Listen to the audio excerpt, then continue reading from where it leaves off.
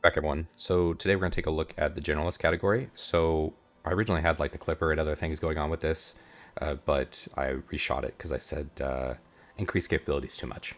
So happy New Year to everyone, and welcome back to the channel. So again, as I mentioned before, we're going to take a little look at the generalist stuff. The coming ship that's going to be the most exciting, I think, for 2026 is going to be the Anvil Auxilia. So why I have the Asgard out here now instead of something like the Clipper, and although Clipper is the only technical and the first technical generalist category ship, I want to talk about some of the larger ships that are probably going to be generalist into 2026, which the thumbnail obviously gives that a bit away. So this is obviously not the Auxilia because it's not out yet, but this is the I think I don't remember what the platform. They have the Ballista, and this is actually the Spartan here. And so this particular platform is going to be the one that we'll be utilizing in order to build out and complete the Auxilia, to include the same turret that it has up here. Now, unfortunately, this is a pretty big ship or vehicle, and so it doesn't fit in a lot of ships. If this turret could come off, I think it would be a bit better. Like even like the Corsair and the Carrack, it's a bit too big with the tires the size they are. And again, that turret up top. If we could take that turret off, which it is in the silhouette, so more than likely it'll look just like this, more or less, without like the antenna and stuff. But let's take a look inside and kind of maybe postulate on what we think that it'll look like. So this part I think will stay relatively the same as far as the vehicle interior weapon racks. Well, they might update these a little bit because this is the older style weapon racks. But back here is where it'll make a big change. And so there'll be a tier 2 medical bed. That's what John Crew had mentioned, as well as the crafting section. So maybe one on one side and one on the other, something like that. I actually didn't realize this is luggage rack up here, but this kind of takes up quite a bit of space on each side. So once they hollow this out and remove the seating and things of that nature, there'll be plenty of room back here for the tier 2 medical bed. Think like the Nursa, and then on the other side having the crafting capabilities. So does it need to be a vehicle this big? I don't think so, but that's what we're going to have. And looking forward to it. Again, it takes up a lot of room in the Asgard. As you see, I'm almost all the way at the top here. And then in the back, I'm barely in. So it's a sizable vehicle, and it's not going to fit in a lot of stuff. Now let's move on to and discuss some of the exciting increased capabilities for some of the larger ships. All right, so this I'm taking now is the new OG generalist category. So it's obviously not meant to be a generalist. It's meant to be and please forgive right now the ground vehicles have this weird noise where they kind of just beep, beep, beep due to, I think, the engineering changes. Well, it's not doing it this absolute second, but please forgive that. I did turn the sounding up a bit. At any rate, you can hear it now. And so this particular ship is obviously meant to be an explorer, the Carrack, but it is more or less going to be the new generalist king for a bit, as it adds some. It's going to have the crafting and it has the medical bed. So obviously it's a much larger ship. So the generalist with the smaller Clipper it's meant to be more flexible, and still have those capabilities without necessarily needing to be. Again, that Clipper is much more small and refined version of what this can provide. Obviously, this provides a bit more. Now, the first thing that I really like is the fact that this has a hangar, and so that is going to be something that really increases having other ships with you, which is always really nice. If you want to have a little bit of salvage, you can do that. The noise is really loud. Let me turn it down for a second.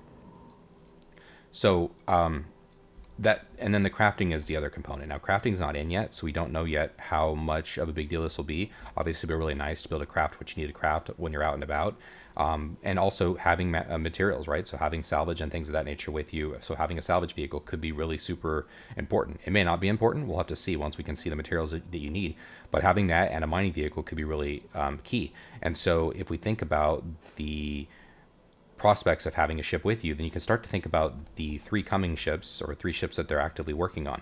So the first one that comes to mind obviously is the Galaxy, as it's going to be a ship that is supposed to be delivering by the end of the year next year, or they're going to be working on throughout the year. They're looking, I think, to release it by IAE, if I remember correctly from what John had said.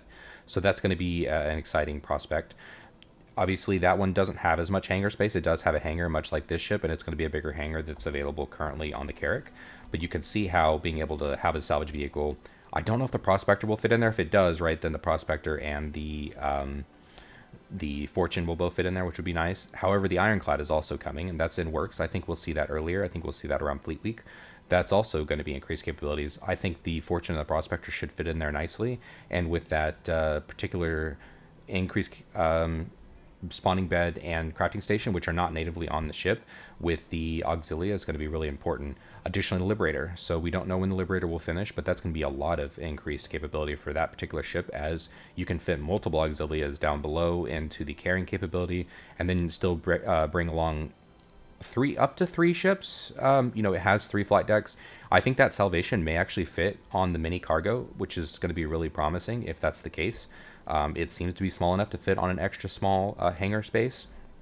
It doesn't unfortunately spawn at the vehicle hangar, so I don't know if it's quite that small, but it looks like it could fit.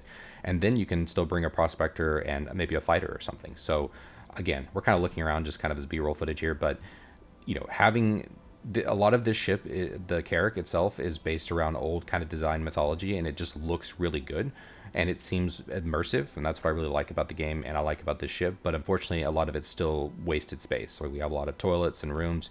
It looks very livable, and I like the kind of aliens vibe it has going on with it, but it's outdated. The weapon firepower it has is not super exciting for even a multi-crew, let alone a solo player.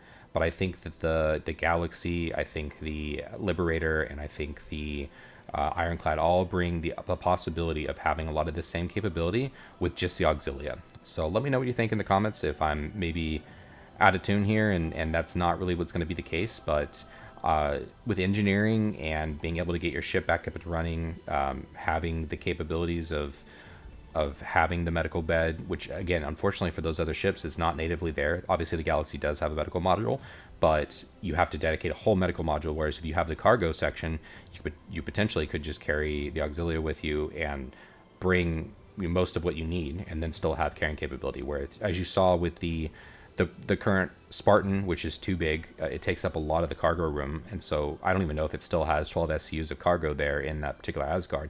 Obviously, the Asgard will be able to be a generalist. It just won't have much carrying capability. I think it could carry more than 12 boxes around the outside, but as far as a usable space, it's still pretty competitive with the Clipper.